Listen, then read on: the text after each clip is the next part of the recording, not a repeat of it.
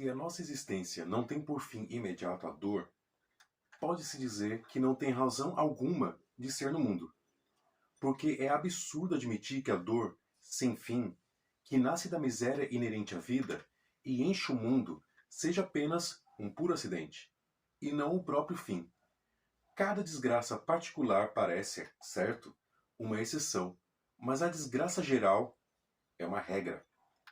E é com essas palavras aqui de Schopenhauer no livro As Dores do Mundo que nós vamos fazer alguns comentáriozinhos sobre Dom Casmurro de Machado de Assis. Esse livro que parece que já está batido, né, que a gente tanto comenta, fala na sala de aula, lê estudos sobre ele, vídeos. A gente vai falar um pouquinho aqui sobre ele também, né?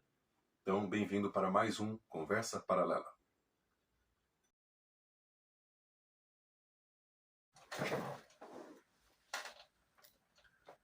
Quando eu estou ensinando Dom Casmurro, quando eu estou falando sobre Machado de Assis, muitos alunos já espertos, que já conhecem mais ou menos a história, sempre perguntam: afinal, professor, qual a sua opinião? Ela traiu ou não? E eu até hoje falo que não sei. Por quê? Existem várias coisas que a gente pode comentar, mas bora um pouquinho para a história. Não vou falar de tudo aqui porque não é o caso. E para também deixar com que o leitor leia. Primeiro, por que esse nome Dom Casmurro? Um dia que ele estava passeando de trem, no bonde, se não me engano, trem. Um amigo dele chega com uns poemas e passa a ler para ele, e ele começa a cochilar. O amigo dele se sente incomodado por essa atitude, e no outro dia passa a falar esse nome, Casmurro, que significa mal educado, chato, né? Ele até fala no começo do livro: não procures no dicionário, porque essa palavra não existe. Inclusive hoje fui pesquisar e já existe no dicionário. A partir daí ele passa a contar a história da vida dele. Não fala bem da infância, mas ele começa justamente no momento em que o criado José Dias vem lembrar a mãe dele, Dona Glória, que ela fez uma promessa.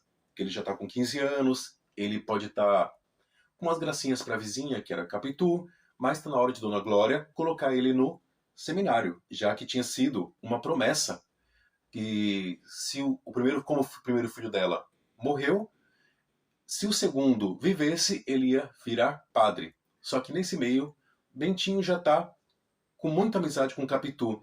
E é essa fala de José Dias que vai fazer com que ele que ele desperte, perceba que tem realmente esse amor por ela. Esse começo do livro eu acho muito legal, porque ele fala que quer atar as duas pontas da vida dele. Por isso que ele começa a falar da infância, da casa onde ele mora. E onde ele está morando agora, já depois de velho, ele tentou fazer com que essa casa seja parecida. Mas assim, parece que a maneira como ele tenta nos convencer de coisas de Capitu, desde a infância dela, parece que ele acaba se incriminando muitas vezes. Por quê? Alguns trechos, por exemplo, quando Bentinho está penteando o cabelo de Capitu, ela baixa a cabeça e dá um beijo nele. E ele fica todo desconcertado.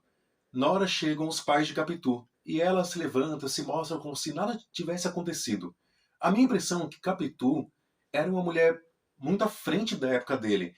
E a impressão que dá é que o narrador, o Bentinho, tem certo medo desse tipo de mulher.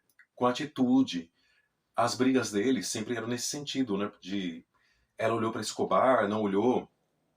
E nesse meio também, nesse comecinho, quando ele vai contar para ela que ele não quer ir para o seminário e tal, ele chega: Capitu, eu não vou. Ela: você vai, eu tenho certeza que você vai. A impressão que dá é que ela não acredita na firmeza da palavra dele. E ela mesma passa a elaborar um plano para que ele possa se livrar disso, né? E a impressão que dá é que quanto mais ela vai crescendo, os dois vão crescendo, ela é mais decidida, parece que mais medo ele tem dessa pessoa, dessa mulher Capitu. Essa mulher que, desde nova, segundo ele, já mostrava algumas mostras de que ela pudesse traí-lo. Um outro trecho desse período que eu acho muito legal é logo depois que ele ouve do José Dias de que ele ouve escondido, na verdade, de que ele vai para o seminário, que ele acabou de lembrar a mãe. Ele chega lá, tá a Capitu escondendo alguma coisa. Era a própria Capitu escrevendo o nome dos dois ali na parede. Toda vez que chega alguém, Capitu se refaz com muita facilidade e ele sempre fica meio que acabado. Eu gosto muito dessa figura Capitu que o Machado de Assis cria. É realmente muito complexa, que até hoje a gente lê. E ele ter deixado aberto, isso é minha Alexa, viu? Minha Alexa é desse jeito. Alexa, pare. E assim, essa figura Capitu enigmática, esses olhos de ressaca, quando o mar está em ressaca e traz com uma força muito grande a pessoa para ele, são figuras muito bonitas e muito legais. Eu acho muito interessante também a maneira como Machado de Assis conversa com o leitor. No caso, não Machado, né? O próprio Bentinho. Quando chega mais da metade do livro, ele fala assim: Nossa, passei mais da metade do livro, então já era para ser mais ou menos aqui a metade. Mas vocês me perdoem porque eu sou um leitor, eu sou um escritor iniciante. Na verdade, nem é, né? É quase o antepenúltimo livro, o romance dele. Então, essa maneira como o Machado de Assis conversa com a gente, eu acho fenomenal também. Eu estou falando para vocês de algumas coisas estéticas que eu gosto muito desse livro também. Isso é importante, porque a gente sempre enquadra o Machado de Assis no realismo. E que realismo é cena do cotidiano. A gente tem que tomar muito cuidado, principalmente para quem vai fazer Enem, para não encaixotar, né, nas escolas literárias. Elas apenas dão um norte pra gente quando a gente vai estudar, mas nem sempre é tão fixo como a gente imaginava. A gente separar por escolas literárias só são uma maneira da gente pegar para estudar, para fazer uma conexão com a história da época, com a filosofia da época.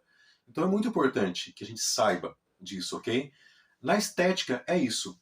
Essa mulher poderosa e esse homem que não tem esse senso de poder, de resolução das coisas e faz o que muita gente faz hoje, né?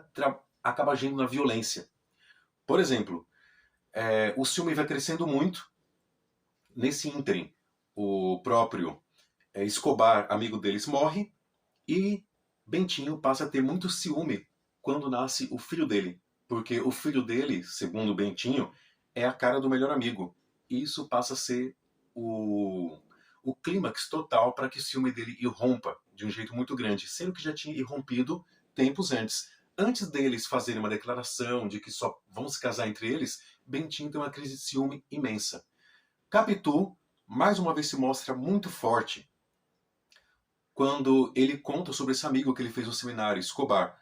Capitu não gosta, porque ela fala: você não pode ficar contando nossos segredos para qualquer pessoa. Bentinho fala: não, mas ele não é qualquer pessoa, ele é meu amigo.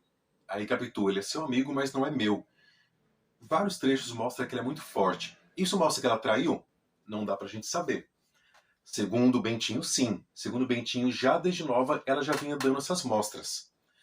Ou será que ele era muito fraco? Ele não tinha confiança nele mesmo? Pode ser também. Eu vejo um narrador, um personagem muito fraco, que não acredita em si mesmo. E quando ele vê uma mulher que está além dele, ele passa a agir de uma maneira de um ciúme muito mais forte, muito mais violento, como ele faz.